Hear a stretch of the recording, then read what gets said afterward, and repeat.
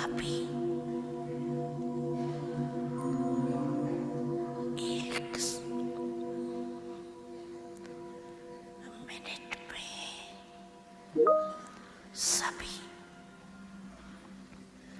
अपने साइलेंस की शक्ति इमर्ज करो।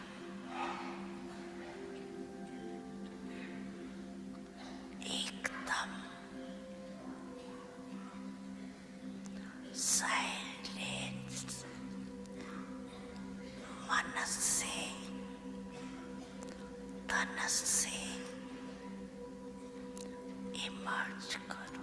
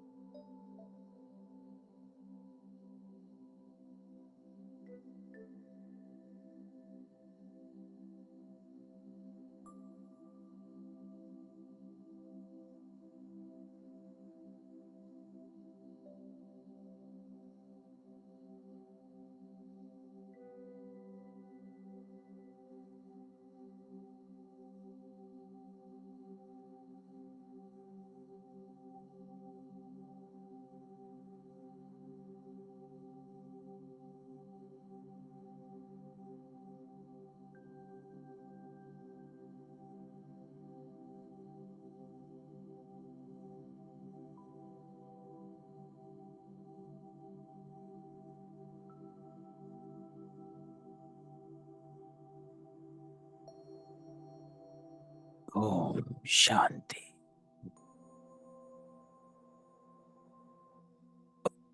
शांति।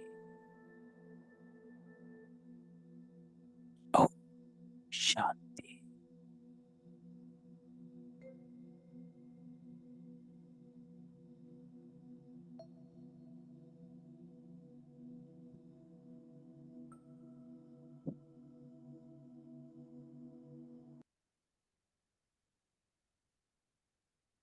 Power of silence.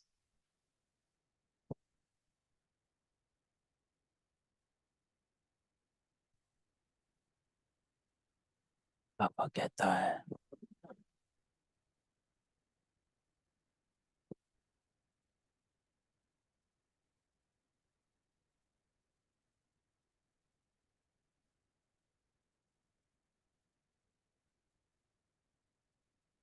power of silence में चले जाओ।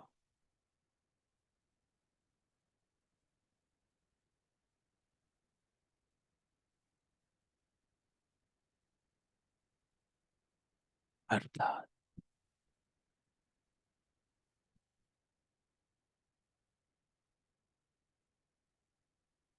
स्थिति में चले जाओ।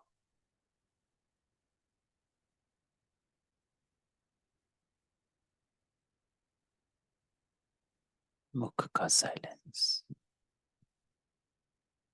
और मन का साइलेंस।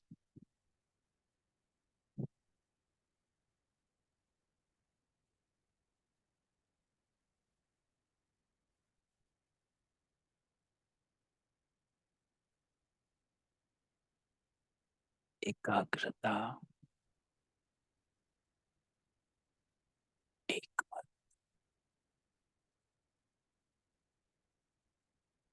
एक भाव।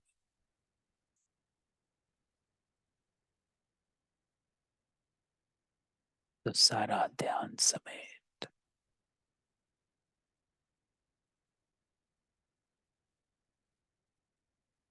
हर तरफ से बुद्धि को हटा दो।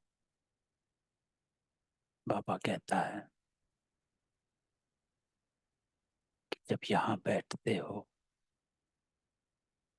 तो एकदम आत्माभिमानी होकर बैठो।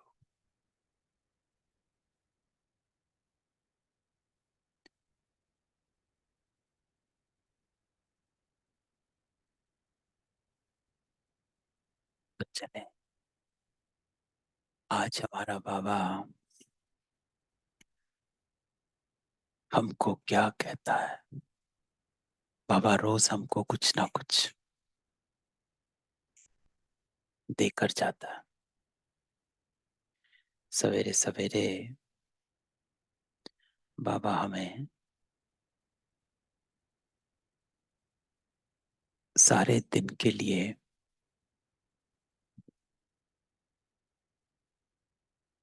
ज्ञान धन जो है वो देकर जाता है। तो बाबा कहता है कि सारा दिन इस ज्ञान धन को यूज करना है। तो आज बाबा कहता कि मीठे बच्चे, अब तक जो कुछ पढ़ा वो सब भूल जाओ।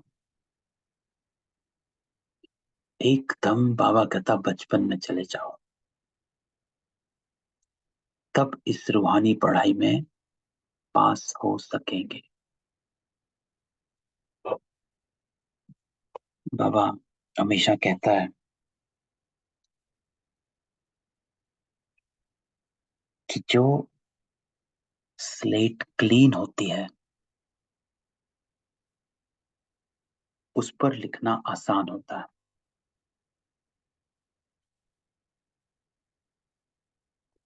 लेकिन जिस स्लेट पर कुछ लिखा हुआ होता तो उसको पहले मिटाना पड़ता है, फिर उसके ऊपर लिख सकते हैं। तो बाबा हमेशा कहता है कि जो शास्त्र नहीं पढ़े हुए हैं उनके लिए ये ज्ञान आसान हो जाता है, लेकिन जिन्होंने शास्त्र पढ़े होते हैं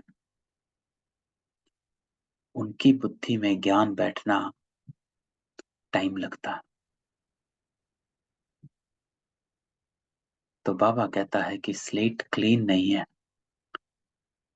ये भी शास्त्रों की, भक्ति मार्ग की, दुनिया की बातें हमारी स्लेट पर भरी हुई हैं।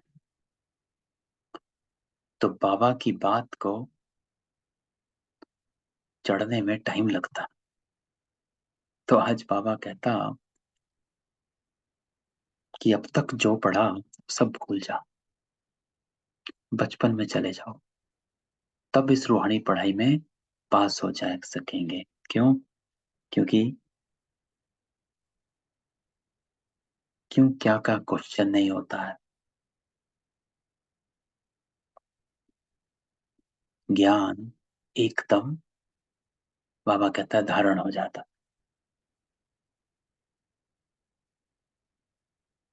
क्योंकि यही करना है कि पुराना मिटाना है और नया ज्ञान जो है वो चढ़ाना है।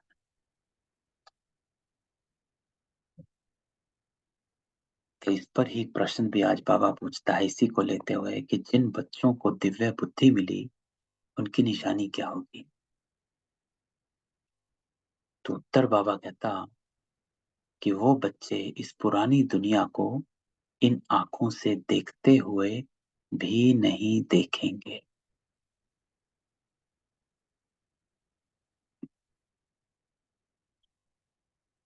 जो पापा कहता है इस पुरानी दुनिया को देखते हुए भी नहीं देखेंगे। क्यों? क्योंकि बाबा कहता उनकी बुद्धि में सदा रहता कि ये पुरानी दुनिया खत्म हुई की हुई, ये शरीर भी पुराना तमो प्रधान, तो आत्मा भी तमो प्रधान, इनसे क्या प्रीत करें। तो वो बच्चे वैरागी होंगे, किसी आकर्षण में नहीं घुसेंगे, किसी प्रभाव में नहीं जाएंगे, किसी लगाव में नहीं जाएंगे, किसी झुकाव में नहीं जाएंगे। देखते हुए भी नहीं देखना अर्थात कहीं अटक नहीं जाना। जैसे कई बार बाबा कहता है कि याद की यात्रा पर चलते हैं लेकिन हम साइड सीन में रुक जाते हैं, अर्थात कोई सिचुएशन आई, हमारी यात्रा थम जाती है, हम उस सिचुएशन में गुम हो जाते हैं। फिर जब अपने को सिचुएशन से निकालते या किसी तरह निकलते, फिर यात्रा फिर शुरू हो जाते हैं। लेकिन बाबा हमें दूसरा कहता, बाबा कहता है साइड सीन को देखना ही नहीं। जो संडे को बाबा ने कहा था कि अगर बेहद की सेवा में रहेंगे तो समस्याएं आप ही निपट जाएंगी। अगर समस्याओं को सुलझाने में लग जाएंगे तो गुम हो जाओगे, साइड सीन्स। तो आज बाबा इसी बात को कहता है कि वो इस पुरानी दुनिया की बातों में, इसके प्रभाव में, दूसरी आत्माओं के अवगुणों में, है ना, उनके स्वभाव में, कि कोई कड़वा बोलता है तो हम उसके कड़वे बोल से प्रभावित नहीं हो रहे। क्यों? क्योंकि बाबा कहता है आप अपने मीठे स्वरूप में रहो, उसके कड़वे बोल के प्रभाव में मत आओ।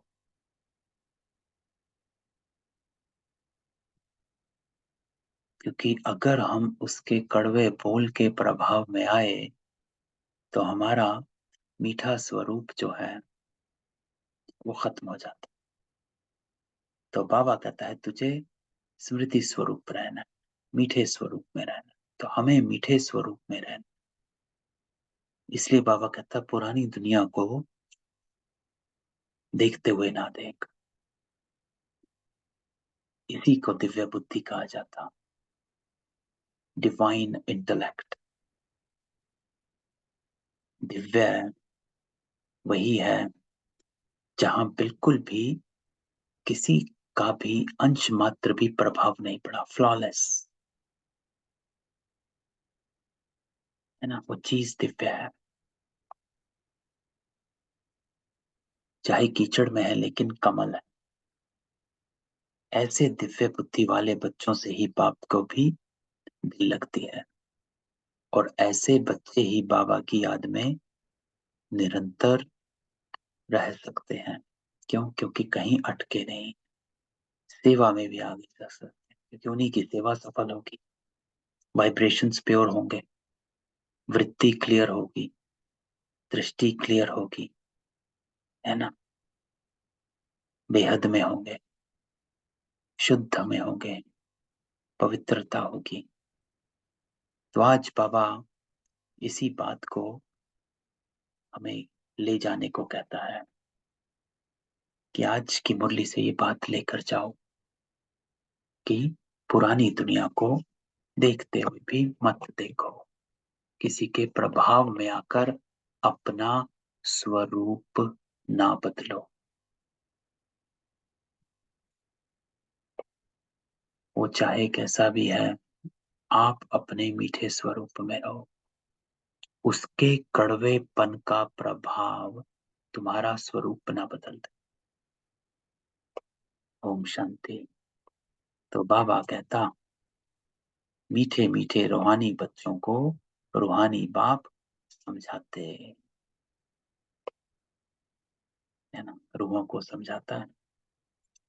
बाबा कहता, जैसे हद के सन्यासी वो घर बार छोड़ देते क्योंकि वो समझते हम ब्रह्म में लीन हो जाएंगे, इसलिए दुनिया से आसक्ति छोड़नी चाहिए। तो ऐसे सन्यासी छोड़ जाते हैं क्योंकि उनको लगता है कि जब हम दुनिया से अलग हो जाएंगे तभी हम ब्रह्म में लीन हो पाएंगे।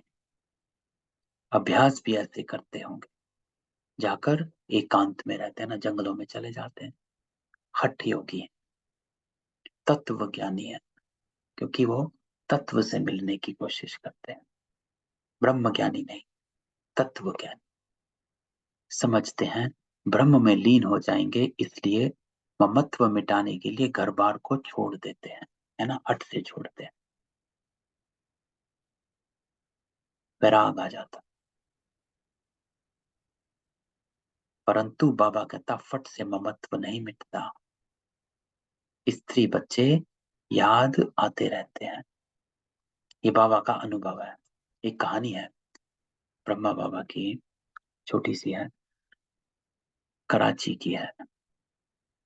जब दादियां छोटी छोटी थी, 10 साल की, 11 साल की ऐसे थे, तो कराची में बाबा के बंगले के साथ एक बंगला था। वहां पर ये सब साधुवादों की मंडली आती थी। तो मंडली आई तो बाबा कहता है दादियों को, जो छोटी बच्चियां थी तब, कि जाकर इनसे पूछ कर आओ कि इनके घर कैसे छोड़ा, ये कैसे छोड़ा, वो कैसे छोड़ा। तो बाबा कहता है छोटी बच्चियों को भेजता था कि आप पूछ कर आओ, और वो छोटी बच्चियों को हंसी में भगा देते थे। तो इसलिए बाबा कहता है उनको याद आते रहते हैं। यहाँ तो तुमको ज्ञान की बुद्धि से सब कुछ बुलाना होता है, ज्ञान की बुद्धि से। तो बाबा कहता है आपका जो वैराग है वो बुद्धि का वैराग, स्थूल वैराग नहीं, घर छोड़ नहीं देना है, लेकिन आपका लगाव झुकाव प्रभाव वो मिटाना है। क्यों मिटाना है, उसके पीछे भी बाबा कहता राज है। ये नहीं कि घर वालों को छोड़ के अलग बैठ गए कोने में, वो इसलिए कि आपसे कोई विकर्म ना हो। तो उसका पर्पस है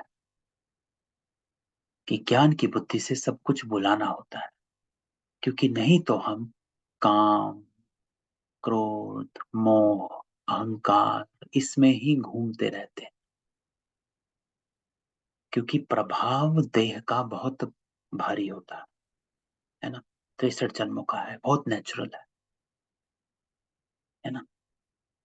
आप किसी से बात करेंगे वो कहेगा it's natural to be attached. मोह में नेचुरल है, माँ में मोह होता है, बाप में मोह होता है, बच्चों में मोह होता है, नेचुरल। वैसे बात करते हैं एवरीथिंग इज नेचुरल। किसी ने कुछ कहा, क्रोध आना नेचुरल है ना।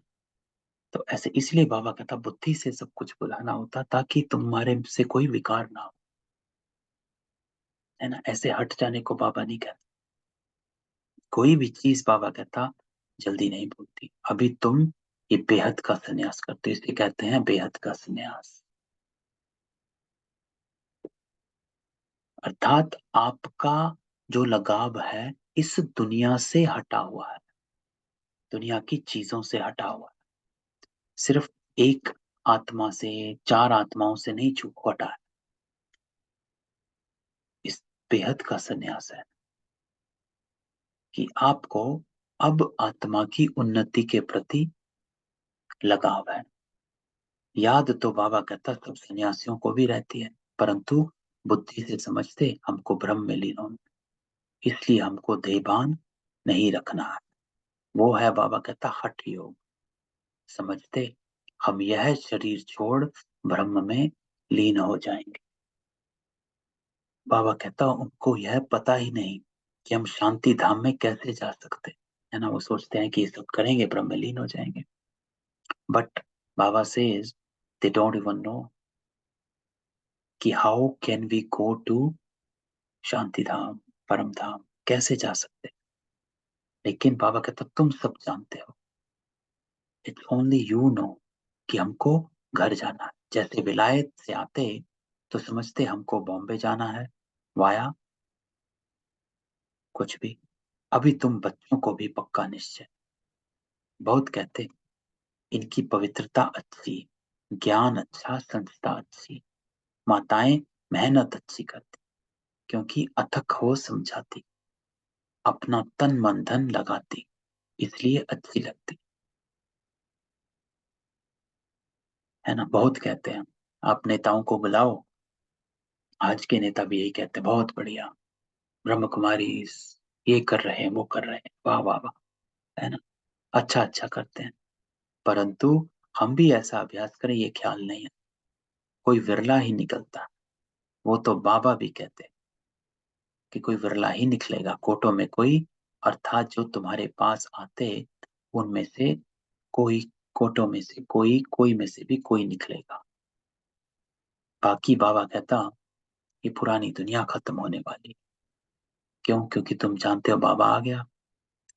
साक्षात्कार हो ना हो, लेकिन विवेक कहता है बेहद का बाप आया है। So whether you can see or don't see, बाबा से कि बाबा आया है। क्यों? क्योंकि इतनी नॉलेज, इतने सालों से, जिसमें एक मुरली ना मिले दूसरी मुरली से, कोई मनुष्य नहीं कर सकता। 1937 से 2017 तक की मुरली,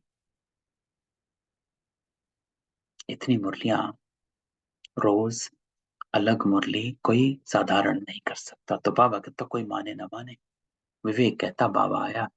ये भी जानते हो बाप एक है, वही पारलौकिक बाप, ज्ञान का सागर। लौकिक को कभी ज्ञान का सागर नहीं कहेंगे। ये भी बाबा ही आकर तुम बच्चों को अपना परिचय देता है ना, किसी को पता नहीं, बाबा खुद ही बताता है। तुम जानते हो अब पुरानी दुनिया खत्म होने वाली, हमने 84 जन्मों का चक्र पूरा किया है ना। दो बातें, एक दुनिया खत्म होने वाली, दूसरा हमने 84 जन्मों का चक्र पूरा किया। अर्थात आप इस दुनिया के चक्र के साथ आपका भी चक्र खत्म होता है। क्योंकि हमारा चक्र खत्म होता है, इसलिए अगला सेंटेंस बाबा कहता अभी हम पुरुषार्थ करते हैं। क्यों? क्योंकि हमारा चक्र पूरा हुआ। तो now let's again make an effort, फिर से पुरुषार्थ करते हैं वापस चक्र को शुरू करने का, सुख धाम जाने का, माया शांति धाम। तो बाबा कहता है इस चक्र में फिर से आने का पुरुषार्थ शुरू करो। शांति धाम तो जरूर जाना है, वहां से फिर यहाँ वापस आना है।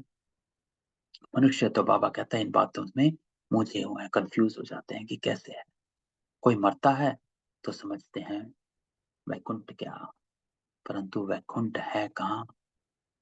ये वैकुंठ का नाम तो भारतवासी ही जानते, और धर्म वाले बाबा कहता जानते ही नहीं, सिर्फ नाम सुना है।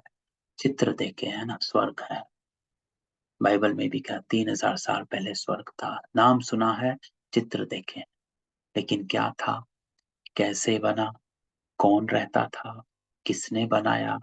बाबा कहता अपने आप ही थोड़ा ना स्वर्ग धरती से निकल कर ऊपर आ गया।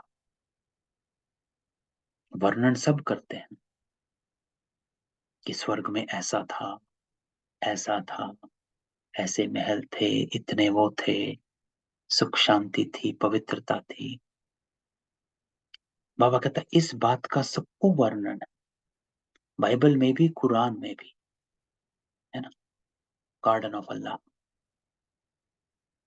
लेकिन कैसे आप ही थोड़ा ना बन गया, किसी ने तो बनाया। तो बाबा कहता सिर्फ नाम सुना है, चित्र देखे हैं बस। देवताओं के मंदिर आदि बहुत देखते हैं, जैसे यह दिलवाड़ा मंदिर, लाखों करोड़ों रुपया खर्च करके बनाया, बनाते ही रहते। देवी देवताओं को वैष्णव कहेंगे, क्यों? क्योंकि वो विष्णु की वंशावली है, इसलिए उनको वैष्णव कहा जाता है। विष्णु की वंशावली है। विष्णु कौन? लक्ष्मी नारायण। तो देवताएं विष्णु की वंशावली, वैष्णव, वो तो है ही पवित्र। सत्युग को कहा जाता है पावन दुनिया।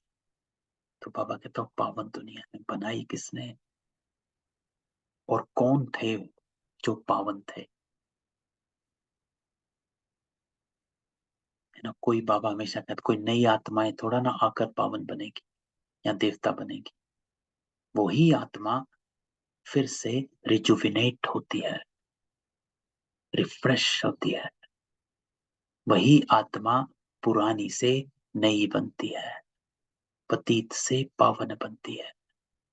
तो बाबा कहता यह है पतित दुनिया। सत्युग के वैभव वैभव यहाँ होते नहीं। यहाँ तो अनाज सब तमो प्रधान बन जाते हैं, स्वाद भी तमो प्रधान। बच्चियां ध्यान में जाती, कहती हम शुभी रस भी कराई, है ना, कहानियां हम सबने सुनी, बहुत स्वाद था। यहाँ भी तुम्हारे हाथ का खाते तो कहते हैं बहुत स्वाद है, क्योंकि तुम अच्छी रीति बनाती हो। बाबा की याद से बनाते, सब दिल भर करके खाते, ऐसे नहीं तुम योग में रहकर बनाते हो तब स्वादिष्ट होता है। नहीं, बाबा कहता ये भी प्रैक्टिस होती है। कोई बहुत अच्छा भोजन बनाते, वहां तो बाबा कहता हर चीज सतो प्रधान होती, इसलिए बहुत ताकत रहती। तमो प्रधान होने से ताकत कम हो जाती है, फिर उनसे बीमारियां, दुख आदि भी होता रहता है ना। अब तो खाने से ही कितनी बीमारियां हो जाती हैं। जितना बाहर का खाना खाओगे, जंक फूड जिसे कहा जाता है ना, खाना भी बाबा कहता तमो प्रधान है, और स्वाद भी कितना तमो प्रधान है। वो जंक फूड कितना स्वाद होता, और वही बीमारी का कारण बन जाता। तो बाबा कहता नाम ही है दुखधाम, सुख धाम में दुख की बात ही नहीं। हम इतने सुख में जाते जिसको स्वर्ग का कुछ सुख कहा जाता। कल बाबा ने कहा था टावर ऑफ सुख, टावर ऑफ शांति। सिर्फ तुमको पवित्र बनना है, बाबा कहता है, सो भी इस जन्म के लिए। तब कल भी बाबा ने कहा था आपको टावर ऑफ सुख और टावर ऑफ शांति में जाना है। तो सिर्फ इस जन्म बाबा कहता पवित्र बनना, पीछे का ख्याल मत करो, अभी तो तुम पवित्र बनो।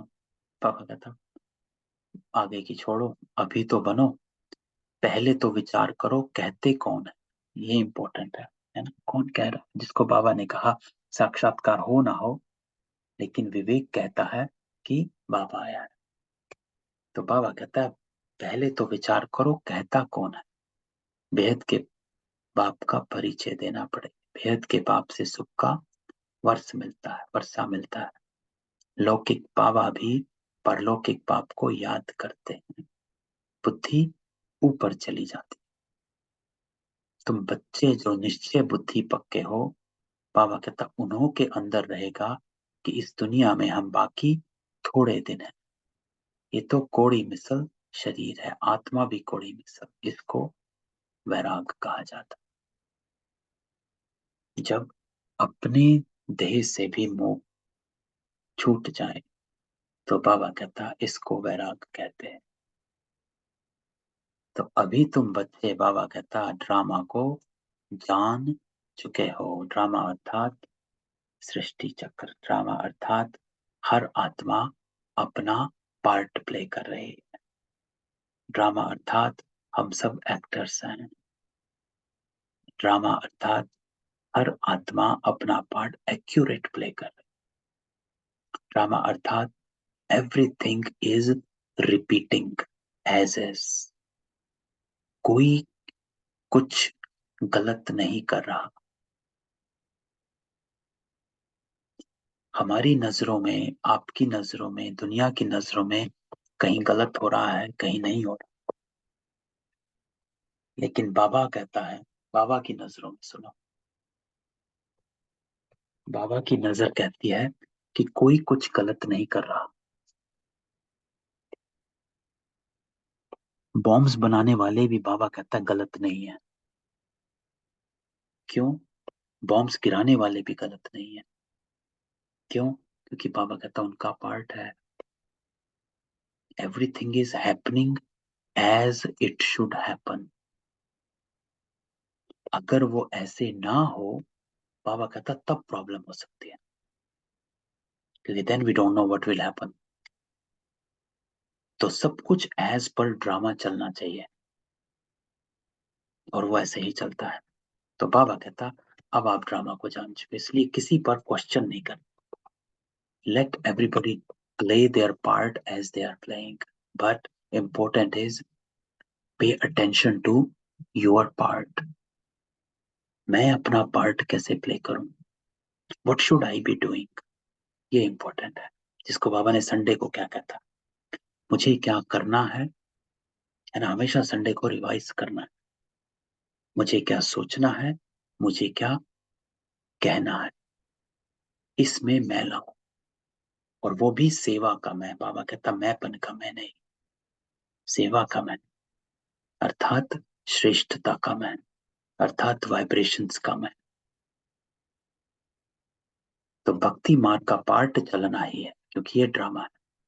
तो भक्ति में है नफरत की दरकार नहीं, इसलिए बाबा किसी से नफरत करने की जरूरत नहीं। सब अपना अपना पार्ट प्ले कर रहे, सन्यासी अपना कर रहे, जोगी अपना कर रहे, पंडित अपना कर रहे, सब अपना है। सन्यासी खुद नफरत दिलाते, घर में सब दुखी हो जाते हैं, वो खुद अपने को जाकर थोड़ा सुखी करते हैं।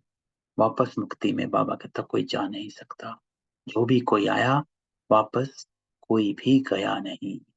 सब बाबा कहता यहाँ ही है। बाबा कहता मैंने तो किसी को वापस आते देखा नहीं भाई। एक भी निर्वाण धाम व ब्रह्म में नहीं गया है। वो समझते, बाबा कहता कौन सन्यासी, कि ब्रह्म फलाना ब्रह्म में लीन हो गया। ये सब भक्ति मार्ग के शास्त्रों में है ना, बाबा कहते हैं शास्त्रों में, वहीं पे कंफ्यूज हो गए। बाबा कहते इन शास्त्रों आदि में जो कुछ सब भक्ति मार्ग, तुम बच्चों को अभी ज्ञान मिल रहा, इसलिए बाबा कहता कुछ भी पढ़ने की दरकार नहीं। इस शास्त्रों में बाबा कहता मत जाओ, मूंझ जाओगे। परंतु कोई कोई ऐसे हैं जिनमें फिर बाबा कहता नॉवेल्स आदि पढ़ने की आदत है। आज बाबा फालतू की किताबें पढ़ते रहते हैं। बाबा कहता ज्ञान तो पूरा है नहीं, उन्हें कहा जाता है कुक्कड़ ज्ञानी। कुक्कड़ ज्ञानी, कुक्कड़ ज्ञानी, है ना, ये शब्द कई बार बाबा यूज करता है। कुक्कड़ क्या होता है? कुक्कड़ होता है कि वो थोड़े थोड़े टाइम बाद कुकड़ू कू करता है ना, थोड़े टाइम बाद कुकड़ू कू करता है। तो कुक्कड़ ज्ञानी वो हुआ, उसे कहा जाता है जो थोड़ा थोड़ा थोड़ा ज्ञान है जिसके पास। सब कुछ बोले, बीच में थोड़ा सा ज्ञान की बात बोलते हैं, क्योंकि थोड़ा बहुत ज्ञान है, फिर थोड़ा ज्ञान है तो थोड़ी ज्ञान की बात बोलते हैं, इसलिए उसको कहा जाता है कुक्कड़ ज्ञानी। जिसके पास थोड़ा ज्ञान है तो बीच बीच में थोड़ा थोड़ा ज्ञान कुकड़ू कुड़ू की तरह डालता रहता है। बाबा कहता रात को नॉवेल्स पढ़कर आदि नींद करते, तो उनकी गति क्या होगी, आज बाबा उनको पकड़ रहा है कि जो फालतू की चीजें पढ़ते हैं। उस जमाने में नॉवेल्स पढ़ते थे, आज क्या, व्हाट्सएप, इंटरनेट, यूट्यूब, यही पढ़ते हैं। तो उसमें जो पढ़ते रहेंगे तो बाबा कहता है ज्ञान पूरा रास्ता नहीं है और कुक्कड़ ज्ञानी बन जाते हैं। यहाँ तो बाबा कहता जो कुछ पढ़े हो सब भूल जाओ, अब इस पुरानी रूहानी पढ़ाई में लग जाओ।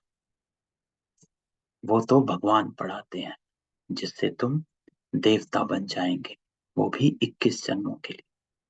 बाकी बाबा कहता है जो कुछ पढ़े सब भुलाना पड़े, है ना। एवरीथिंग जो भी अब तक पढ़ा है, देखा है, सीखा है, सब बाबा कहता भूल जाओ, एकदम बचपन में चले जाओ, अपने को आत्मा समझो। भल इन आंखों से देखते हो परंतु देखते भी नहीं देखो, है ना। ये अभी हमने ऊपर डिस्कस किया।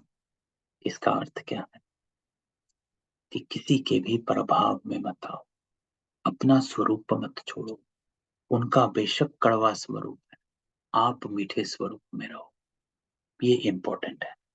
उनके कड़वेपन के या किसी और प्रभाव में मत आओ, और प्रभाव में आकर अपना स्वरूप मत छोड़ो। तो बाबा कहता है इन आंखों से देखते परंतु देखते भी नहीं देखो। तुम्हें दिव्य दृष्टि, दिव्य बुद्धि मिली तो समझते हो ये पुरानी दुनिया है ना। तो तुम अपने को दिव्य रखो, क्योंकि अगर हम इस दुनिया को देखने लगे तो बाबा कहता दिव्यता चली जाएगी, आप भी फिसल जाएंगे, मैले हो जाएंगे। बाबा कहता ये खत्म हो जानी है, ये सब कब्रिस्तानी है, उनसे क्या दिल लगाएंगे। अभी बाबा कहता परिस्तानी बनना है।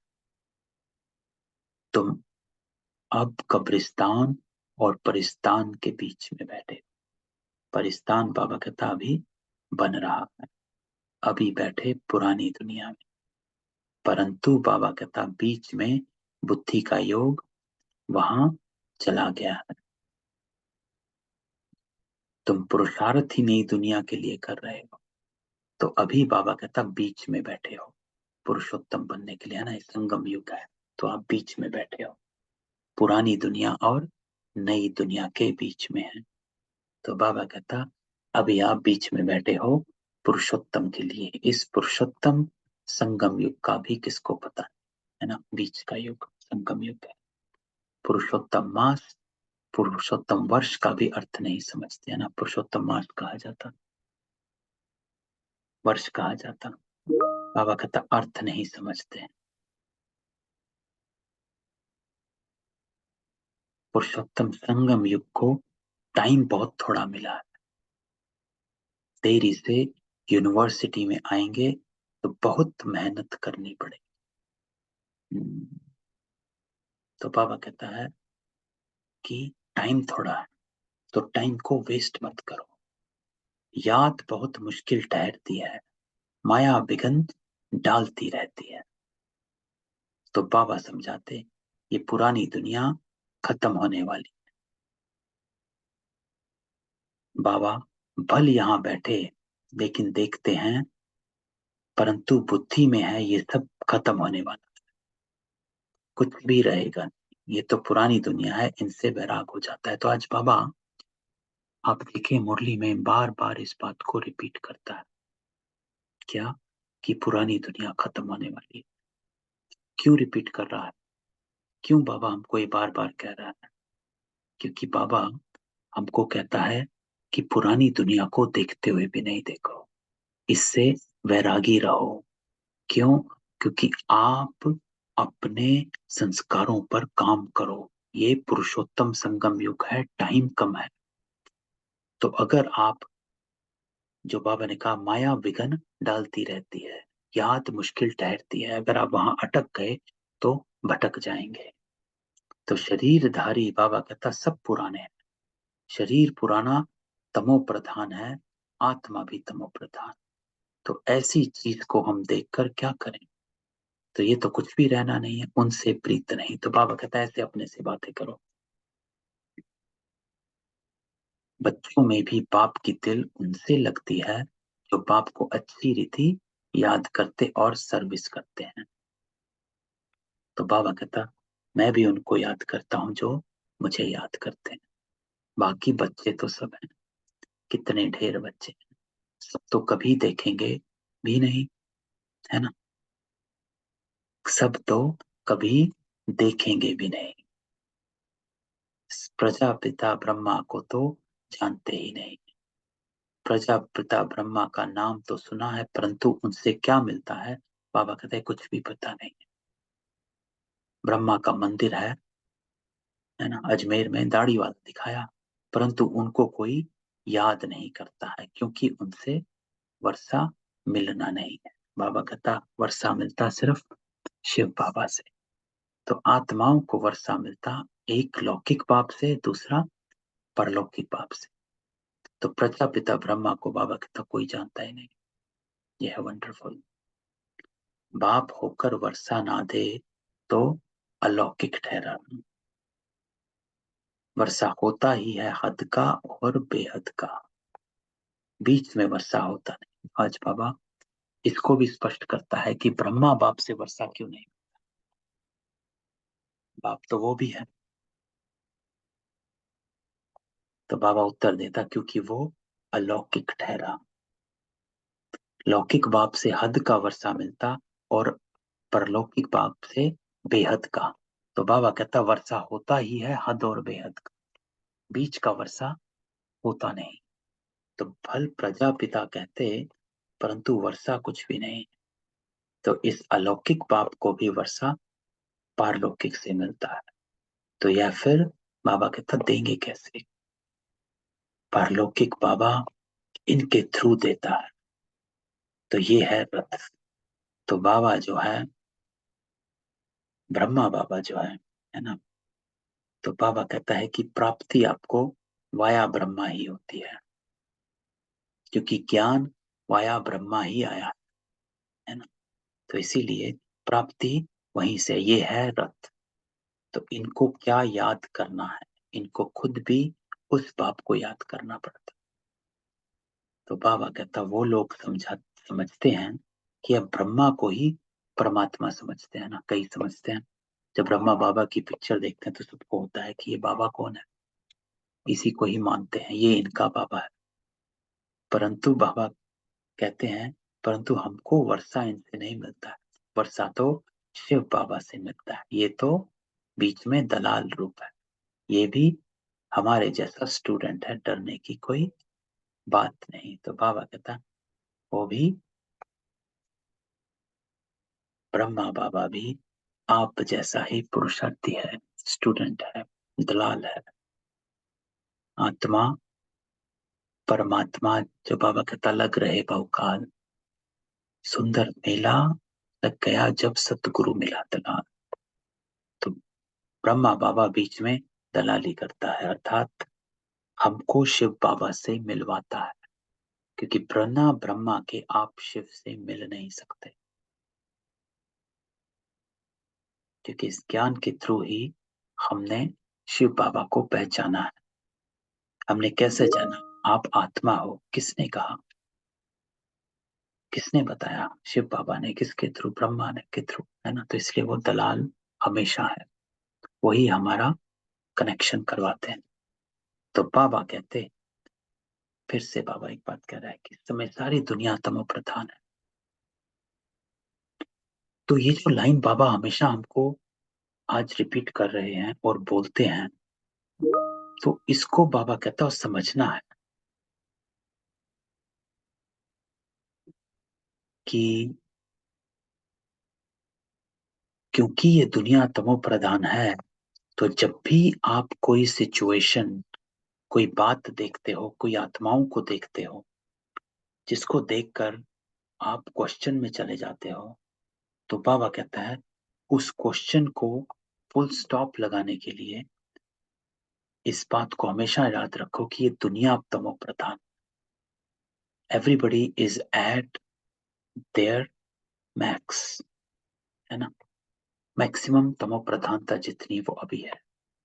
लेकिन तुमको योग बल से सतो प्रधान बनना, लौकिक बाप से हद का वर्षा मिलता है, तुमको अब बुद्धि लगानी है बेहद में। तो बाबा कहते हैं सिवाय बाप से और किससे भी कुछ मिलना नहीं है, फिर फल देवताएं क्यों ना हो। इस बात को बाबा कहता है कि सिर्फ शिव बाबा से और किसी को नहीं मिलेगा। तो याद सिर्फ एक को करना है। क्यों किसी से नहीं मिलेगा? क्योंकि बाबा कहता है सब तमो प्रधान। लौकिक पाप से वर्षा तो मिलता, बाकी इन लक्ष्मी नारायण से तुम क्या चाहते? वो लोग तो समझते ये अमर हैं, कभी मरते नहीं है, तमो प्रधान बनते नहीं। लेकिन बाबा कहता तुम जानते हो, जो सतो प्रधान थे वही तमो प्रधान में आते हैं, क्योंकि ये चक्र है। श्री कृष्ण को लक्ष्मी नारायण से भी ऊंच समझते, क्योंकि वे फिर भी शादी किए हुए है ना। श्री कृष्ण शादी नहीं हुई, इसलिए श्री कृष्ण लक्ष्मी नारायण से भी ऊंचा। फिर लक्ष्मी नारायण क्योंकि उनकी शादी हुई है। श्री कृष्ण तो जन्म से ही पवित्र हैं, इसलिए श्री कृष्ण की बहुत महिमा। झूला भी श्री कृष्ण को झुलाते, जयंती भी श्री कृष्ण की मनाते, लक्ष्मी नारायण की क्यों नहीं मानते? ज्ञान बाबा का ना होने के कारण श्री कृष्ण को द्वापर में ले गए। कहते हैं गीता ज्ञान द्वापर युग में दिया। कितना कठिन है, किसको समझाना है ना। ये तो कई बार हमारी भी जब बात होती है तो हम जीत नहीं पाए कि कि श्री कृष्ण द्वापर में नहीं आएगा, वो तो सतयुगी है ना। राम त्रेता में आया और श्री कृष्ण द्वापर में। तो कहते हैं श्री कृष्ण राम के बाद कैसे आए? रामचंद्र है, नारायण सूर्यवंशी है, लेकिन रामचंद्र वंशी है, लेकिन फिर भी नहीं समझते। बाबा कहता कितना कठिन, किसको समझा। कह देते ज्ञान तो परंपरा से चला आ रहा, परंतु परंपरा भी बाबा कहता है कब से है ये कोई नहीं जानते। पूजा कब से शुरू हुई ये भी नहीं जानते, इसलिए कह देते रचता और सृष्टि के आदि मध्यांत को नहीं जानते हैं। कल्प की आयु लाखों वर्ष कहने से परंपरा कह देते हैं। बाबा कहता तिथि तारीख कोई भी नहीं जानते, लक्ष्मी नारायण का भी जन्मदिन नहीं। इसको कहा जाता है अज्ञान अंधियारा, है ना। इंटरेस्टिंग है, श्री कृष्ण का जन्म मनाया जाता है, राम का भी जन्म मनाया जाता है, रामनवमी। लेकिन लक्ष्मी नारायण का बाबा कहता जन्मदिन नहीं। तो राज हमको पता है ना, क्योंकि लक्ष्मी नारायण का जन्म होता नहीं है। श्री कृष्ण राधे ही लक्ष्मी नारायण बनते हैं, इसलिए उनका जन्मदिन नहीं होता। इसको बाबा कहते हैं अज्ञान अंधियारा, कुछ पता नहीं। तुम्हारे में भी कोई यथार्थ रीति इन बातों को जानते नहीं, तब तो कहा जाता महारथी घुड़सवार और प्यादे, गज को ग्राह ने खाया। ग्राह बड़े होते हैं, एकदम हप कर लेते हैं, जैसे सर्प मेंढक को हप कर लेते हैं, है ना। तो भगवान को बागवान माली खिवैया क्यों कहते हैं? ये बाबा का क्वेश्चन, कि भगवान को बागवान माली खिवैया क्यों कहते हैं? बताओ, है ना। बागवान हुआ जो हम सबको फूल बनाता,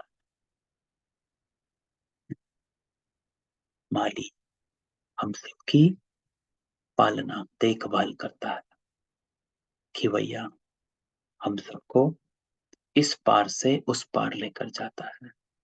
नर है इस पार, नारायण है उस पार। ये भी बाबा कहता तुम अभी समझते हो।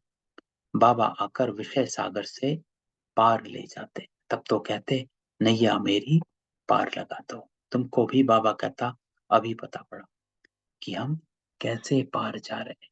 बाबा हमको क्षीर सागर में ले जाता है, विषय सागर से क्षीर सागर ले जाता है, वहां दुख दर्द की बात नहीं।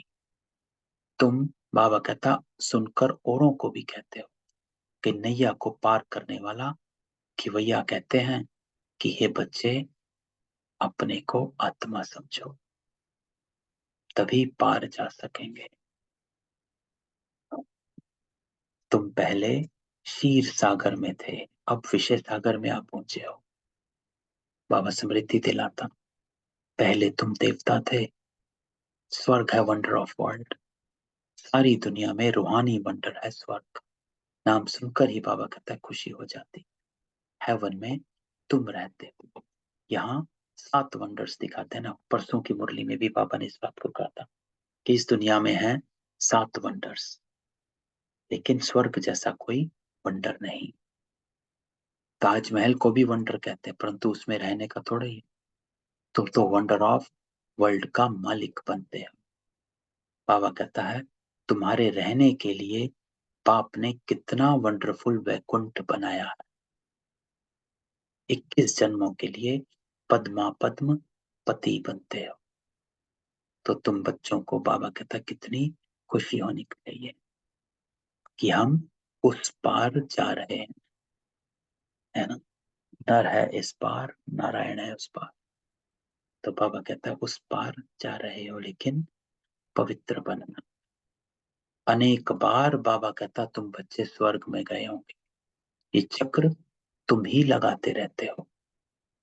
पुरुषार्थ ऐसा करना चाहिए इंपॉर्टेंट, जो नई दुनिया में हम पहले पहले आए। तो ये बाबा कहता है रेस होनी चाहिए, कि अपने से होनी चाहिए कि मुझे 111 में आना, स्वर्ग में आना ही है। पुराने मकान में जाने की दिल थोड़ा ही होती है। बाबा जोर देते हैं पुरुषार्थ कर नई दुनिया में जाओ। बाबा हमें वंडर ऑफ वर्ल्ड का मालिक बनाते हैं, तो ऐसे बाप को हम क्यों नहीं याद करेंगे। बहुत मेहनत करनी है। तो बाबा कहता है इसको देखते भी नहीं देखो। फिर से बाबा रिपीट करता है आज की मुरली का सार जो है कि इस दुनिया को देखते हुए भी नहीं देखो। क्यों? ताकि आप इसके प्रभाव में मत आओ। अपने कर्मों पर अटेंशन दो। अगर हम इस दुनिया को देखने लग जाएंगे तो हम अपना स्वरूप भूल जाएंगे। चाहे कोई और कोई भी स्वरूप में है, कड़वे स्वरूप में है, नफरत के स्वरूप में है, गुस्से के स्वरूप में है, लेकिन आप बाबा कहता है अपने मीठे स्वरूप में रहो। उसके गुस्से के प्रभाव में मत आओ, कड़वाहट के प्रभाव में मत आओ। इसलिए बाबा कहता आज की मुरली का सार जो है इस दुनिया को देखते हुए भी नहीं देखो। तभी आपकी बुद्धि दिव्य रहेगी और दृष्टि भी दिव्य रहेगी। नहीं तो दिव्य बुद्धि और दिव्य दृष्टि दोनों ही मैली हो जाएंगी। तो बाबा कहते हैं इसको देखते भी नहीं देखो। बाबा कहते हैं भल मैं देखता हूं, परंतु मेरे में ज्ञान है। मैं थोड़े रोज का मुसाफिर। वैसे बाबा कहता है तुम भी यहाँ पार्ट बजाने आए हो, इसलिए इससे ममत्व निकाल दो। बाबा कहता बाप समान बन जाओ। जैसे जैसे और जितना, जैसे बाबा देखता है और जितना बाबा देखता है, जितना अर्थात बाबा सिर्फ समझ के लिए देखता है अच्छा किसने क्या कहा, ताकि बाबा उनको सही मार्ग दिखा सके। बाबा किसी की बात के प्रभाव में नहीं आ जाता। बाबा का आंसर चेंज नहीं होगा, चाहे कैसा भी हो। हमेशा आंसर आत्मा की उन्नति का होगा। तो बाबा कहता है जैसे मैं देखता हूं और जितना मैं देखता हूं उतना ही आप भी देखो। बाबा कहता वैसे तुम भी यहाँ पार्ट बजाने आए हो, इसलिए इससे ममत्व निकाल दो।